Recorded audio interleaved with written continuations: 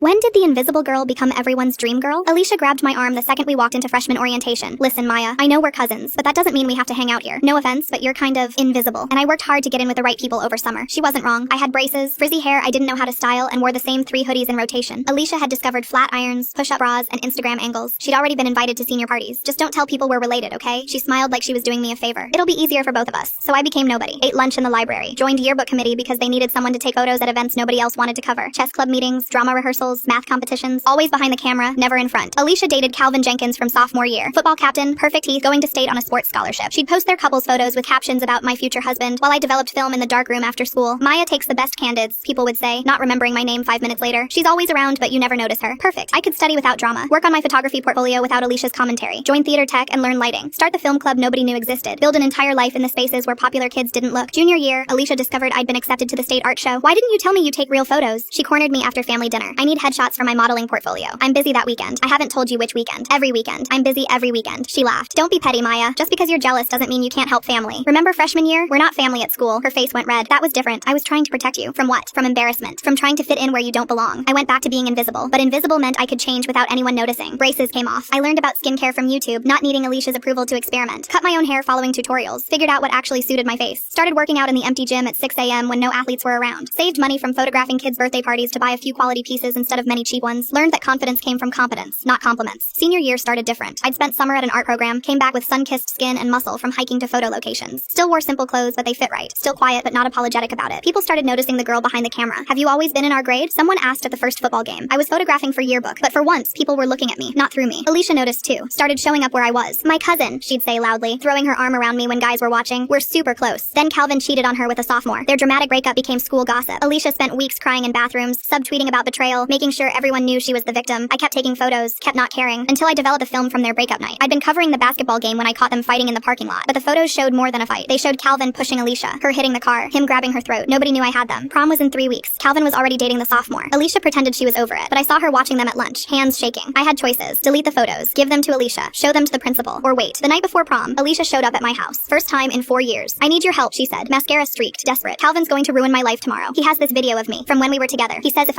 I'm not nice to him at prom, he'll send it to everyone. I thought about all the times she'd humiliated me, called me invisible, denied our relationship. That's awful, I said. But we're not family at school, remember? Maya, please. This is serious. He's dangerous. You don't understand what he's capable of. I understood perfectly. I'd seen exactly what he was capable of. Had photographic evidence, actually. I have to get ready for prom, I said. I'm sure you'll figure it out. You always do. Her face changed. The desperation morphed into something darker. You think you're better than me now? Because a few people finally noticed you exist? Goodbye, Alicia. She stood on my porch, voice dropping to a whisper. You're going to regret this. I made you invisible once. I can do it again. But this time, it'll be permanent. Full story on channel link below.